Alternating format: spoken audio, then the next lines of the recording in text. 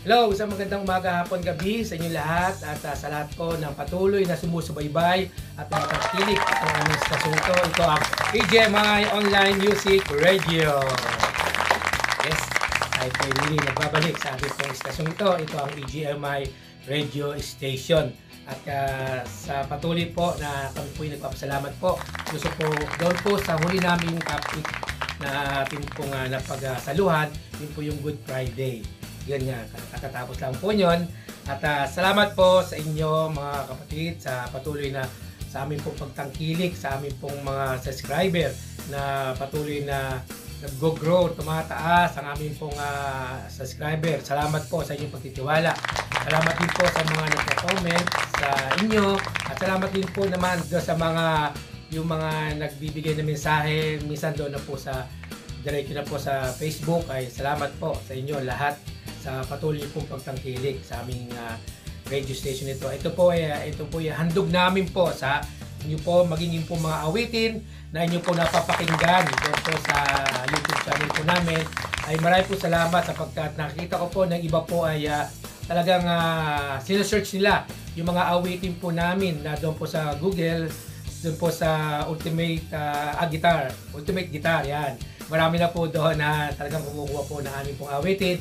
Ipagpatuloy po lang po natin sapagkat yung mga awitin yon ay ito po ihandog natin sa Diyos, no? Sa ating pong Panginoon. Kung kaya yung pong mga awitin yon ay nagagamit po sa loob ng simbahan. At gaya po na sinabi ko nga po, ay may mga awitin din po doon, may mga pang-love song, pag-ibig na kung saan tunay na pag-ibig na binibigay natin sa ating mahal. At yung mga kabataan nga po ay yung rap music o rap session. At meron pa po doon yung mga awitin na talagang inyo pong may ihahandog sa inyo pong mahal sa buhay at maging sa ating Panginoon. Yan. Kaya nga po tayo ay gumagawa at naglilikha ng ating mga awitin na original po to mga kaproks, mga kasis. Ito po yung mga original kung kaya wala po itong makukuhang kapareha dahil ito yung handog natin sa ating Diyos nga po. At muli, papasalamat kami sapagkat sa lagi po na ating pong pag-online dito po sa ating pong YouTube channel ay talaga naman po nakakataba ng aming puso o aming pong kaligayahan na kayo po ay paghandugan ng mga awitin na inyo pong nakukuha o nasa-search sa aming pong YouTube channel. Maging yung pong aming pong tinatopics na ito, itong ginagawa po namin, ay ito po inihahandog namin para po lamang sa inyo. Yan.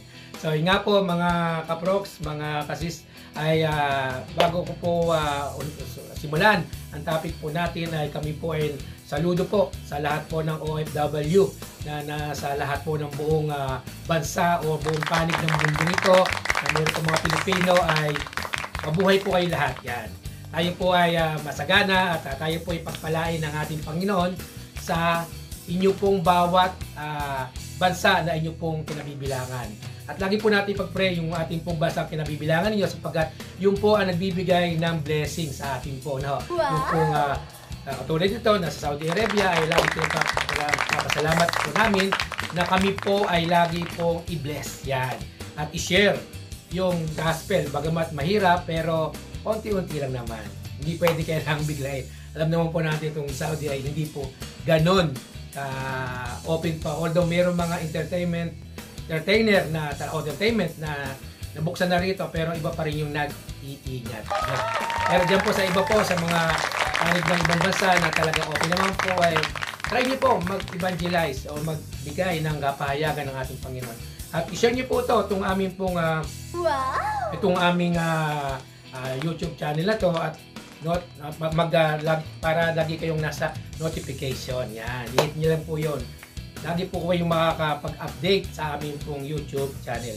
At shoutout nga po pala sa aking mga personal kong shoutout sa aking pong mga pamangkin at mga po na siyang talagang tumutulong para i-share yung aming pong YouTube channel. Maraming salamat sa inyo. At kayo ay alam niyo naman yun. At sa happy birthday nga pala sa aking pamangkin na si Maricel Sanchez Marson. Yan. Happy birthday, Maricel Sanchez Marson. Yan. Siya po yung aking isang pamangkin na talagang minsan ko na pong na-meet uli sa loob ng ilang taon ay ngayon ko lang po siya uli nakita. At paano ka trip ka naman kahit hindi na di sa akin sa mga pisan-pisan mo na lang dyan. At saka shoutout din po yung sa kanya pong asawa na meron po siyang reels o FB o YouTube FB channel yata, yung po yung Marsol TV. Yan, shoutout sa Marsol TV yan. So maging si Jennifer, yung po shoutout sa kanya pong sa YouTube channel na talagang nag-uusbong na rin po, tumataas dahil po yan sa inyo mga kaprox, mga kasis. At shoutout din po doon po sa ating pong JC Sandbox. Yan. Patuloy lang po tayong suportahan ang ating pong ini-endure sa inyo at guarantee talagang maganda naman po ang inyo pong mapapanood. May mga travels, may mga food trip, yan, may mga sa kalye na makikita nyo at mayroong mga talagang sa bahay lang na nagko-cross stitch, yan mga ganyan. At ito nga po, ito yung preaching, short exhortation at mga awitin na talagang handog namin para po sa inyo. Yan. Maraming salamat at tuloy po tayong mabuhay sa presensya ng ating Panginoon. Yon. At gaya po ng ating pong mabanggit ay napaka-inam po talaga na sarap po talaga magbakasyon. Promise. Kaya kayo mga OFW, subukan nyo pong mag-date na po ng bakasyon. Dahil napakasarap po talaga magbakasyon. Talagang mapipil mo, pero kailangan may pera ka. Kasi wala kang pera, parang ewan ko lang. Pero hindi naman. Ang importante doon, yung importante mahalaga, yung makita mo ang pamilya mo. Yan, yun ang hindi matatawanan at hindi mababayaran. Yung makita mo ang nanay mo, tatay mo, asawa mo, mga anak mo, o yung mga relatives mo sa buhay, talagang hindi mo na nakita, ay hindi kayang bayaran yun ng salapi. Masaya yun. Although, kailangan din natin ng pananalapi para baka sabihin niyo naman, hypocrite na naman si Proxbens eh. Kailangan din naman talaga ng pera. Of course, kailangan talaga ng pera. Kahit ako nga, ubus eh. Nung nagpahandog ako o sinasabing binyag eh. Ang aking nga po, talaga ubos. Pero, masaya ako sapagkat si Rio Bennett Sayon talaga is Christian na po. Yan. Yan. Follow up yan ha. Shoutout ulit. Yan. So, yun nga po at ating po lang na bigyan ng minsan ng panahon na tayo naman po yung makauwi. Yan. At maayos naman po, especially doon sa ating airport, ay nung kami umuwi naman, o ako umuwi, ay maayos naman. Although may mga kailangan talaga mag-e-gob or kailangan ka ng mag-application, pero napakabilis ng paglabas. Yun, at talagang napaka-ayos na po. Hindi katulad dati na ang daming ek-ek-borek-ek na talagang maraming hinihingi. Pero ngayon ay wala na po. Ilan lang po yun, e-gob na lang. Yung po yung i-scan mo lang at makalabas ka na sa immigration. Napakadali. Ilan talaga kailangan mo ng pera doon. Tandaan niya, mag-ipon muna bago umuwi. No. So yun, bakit ko po nababanggit ang pera at ang pag-ipon o mga ginagamit natin? Sapagkat mayroon po itong kaugnayan po sa ating po pag-uusapan mga kaprox. Ang topic po natin ay ito po yung ating pong topic for today ay tumulong ng walang kapalit. Yan. Tumulong ng walang kapalit. Bakit po sinabi yon? Sapagkat tayo po ay may nagsasabi na kapag daw ang tao ay tumutulong, ay nadadagdagan yung kanyang pong yung kanyang points. Yan. Yung parang kanyang grade na pag daw sa'yo marami na itulong ay sa langit po siya makakarating. Yan. Ang tanong ko, sa langit nga ba? Baka naman sa ulap lang. No. Ang sa akin po ay bilang isang Kristiyano, bilang mamamahayag na salita ng Diyos, ay parang sa akin ay ang pagtulong po ay pagsunod. Okay? Pagsunod po yan sa ating Panginoon sapagkat kapag sumusunod ka sa Diyos, kinalulugdan ka ng Panginoon. Diba? Ngayon, ang pagtulong mo sa kapwa mo, hindi mo kailangan bilangin. Hindi mo kailangan i-announce, hindi mo kailangan sabihin ang pangalan mo, hindi mo kailangan ipag-ingay Hindi mo kailangan sabihin sa iyong kapwa na tinulungan ko yung taong yon dahil may pera ko. That's wrong. Kasi alam niyo, di tayo mga politiko. Sorry sa mga nasa mga gobyerno, pero nakakalungkot minsan yung iba talagang pag nagbigay ng tulong, may pangalan pa. Nung ako nag-aaral nga sa school nga ang lalaki ng mga pangalan doon sa mga bato. Talagang inukit na sa bato, as in literal na inukit sa bato. No, pangalan nila donated by ganyan, donated by mayor, vice mayor, o congressman, parang ganun Pero para sa akin, para sa atin ng mga kaalaman, kapag tumulong ka, kailangan ibigay mo to nung pagtulong mo ng hindi nakakaalam. Na, di ba? Kapag daw ibinigay mo yung kanan mo, wag mo nang hanapin yung kaliwa na maibabalik sa'yo. Di ba? Kapag tumulong ka, alam ng Diyos yan. Kapag tumulong ka, alam niya kung kailangan ibalik sa'yo, siya magbabalik, hindi ang tao. Hindi yung palakpak ng tao, hindi pagbalik, hindi utang na loob, kundi ang Diyos ang magbibigay sa'yo. Tandaan natin yan mga kapatid, mga kaproks, yan, mga kasis, na ang pagtulong natin sa kapwa ay pagsunod sa Diyos. Sapagkat ang Diyos naman, nung siya ay nabubuhay, nung nandito sa lupang ito, ito, ang dami niyang tinulungan. Bakit may isang kapalit? Wala. Ano ang sabi lang? Gawin mo to, sumunod ka sa akin, ibigay mo yung mga bahagi mo, ng kayamanan mo. Di ba? Ganun lang. Hindi niya sinabing, sige, ibigay mo sa akin ng kayamanan mo. At quits na tayo. Hindi ganun. No. Marami mga tao na ganyan na mayroong mga sinasabi natin generous. No. Generous dahil nagbibigay sila, of course, dahil pinagpapala ka ng Diyos.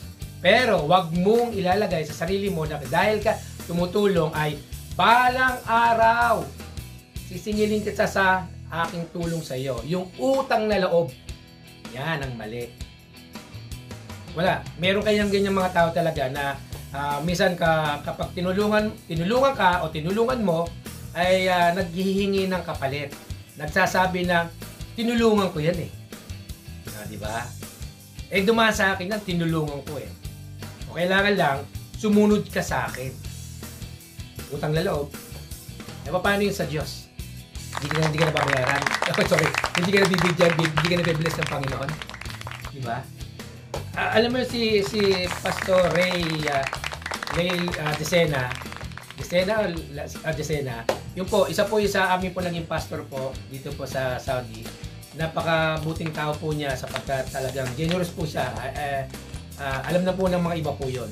At minsan po sinabi niya sa akin na habang ako nagpi-preach, after ng preach, sinabi niya sa akin, kapag ikaw ay nagsalita sa pulpito, ay laging tayo, hindi kayo.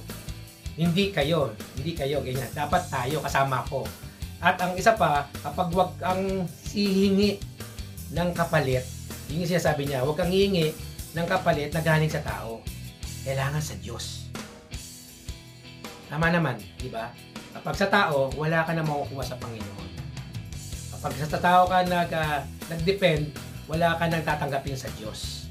Yun ang napakagandang aral na nakuha ko bago po siya mag-for good. Si Kuya Ray, napakabait na tao po niyan. At I know na kung saan man siya naroon ay binibless siya ng Panginoon at iniingatan siya pati ang kanyang pamilya. Shout out Kuya Ray, Pastor Ray. Yun. At gaya nga ng aking nabanggit, ay yung pagbibigay naman at pagtulong sa kapwa ay talaga naman pong kinalulugdan ng Panginoon yan. Wala na tayong pag-uusapan yan. Pero wag mong sasabihin na kaya ka tumutulong ay meron ka ng tuwang sa langit. Hindi pa rin po yun ang basihan. Ang basihan, yung relasyon mo sa Diyos. Kung paano mo ibinigay ang buhay mo sa Kanya. No, hindi yung mga bagay na nawawala at naiiwan lang dito sa mundong ito. Wag mong nasahin yun, mga kaproks, dahil maiiwan yan. Gaya nga po ng akin po, siguro mga past ng aking topic, meron nga pong namatay sa amin. Doon po sa amin pong bayan, siya po ay pinakamayaman sa may-ari ng hospital at talagang as in, talagang siya po ay mayaman. And then nung siya po ay namatay, ay lahat po ng ginto ay nilagay niya sa kanyang katawan. Actually, I believe na tumutulong siya sa mga kapwa at nagbibigay siya ng bahagi ng kanyang mga kayamanan. nung namatay siya ay iniwan niya yung mga kayamanan niya. Ay sos, grabe talaga, ang dami mga sinuot ng mga kayamanan. At nilibing siya doon sa muling hantungan niya, doon sa ilubog sa lupa. Yun. After ng 3 days, 2 days pala, wala pang 3 days, 2 days eh. Alam nyo ba, nabungkal. Nabungkal siya at nawala yung mga alahas. Bakit ko nalaman? Dahil yung isa ko pong kapatid ay isang nagpatotoo na parang siya yung nagsabi na may nawala na doon na bungkal. So, hindi ko na lang po sasabihin kung saan po yun. At yun nga po talagang nangyari po yun. So, ibig sabihin lang mga kaproks, lahat ng bagay na nandito sa mundong ito, hubad tayong harap sa Diyos at may iwan yan. So, ibig sabihin, yung pagtulong naman natin sa kapwa ay isa na po yung masasabi nating nakasulat na sa aklat ng buhay. Yung nakalakhala na yan. Ito yung ginawa mong kabutihan sa kapwa, tumulong ka, hindi mo na pinabukas, hindi mo na pinabalik, di ba? Wow. Tinulong mo. At hindi ka humingi ng kapalit. Yun ang importante doon, mga kaprox, no? Kaya yung mga tayo, bawal, kasi may lumapit na OFW sa atin na ka-OFW natin, yan, ay humingi ng tulong. Tulungan mo kung meron kang kakayanan. Tulungan mo. Kung wala, just pray. Ipag-pray natin siya. Maging diretso tayo, prangkahan. Kung kaya mong tulungan at meron ka, tulungan mo. Kung wala naman, say, pray na lang. May bibigay mo. Alam mo, sa pagtulong mo pag-pray, baka mayroong isang tao na magbukas para tumulong Diyos kapwa ngayon.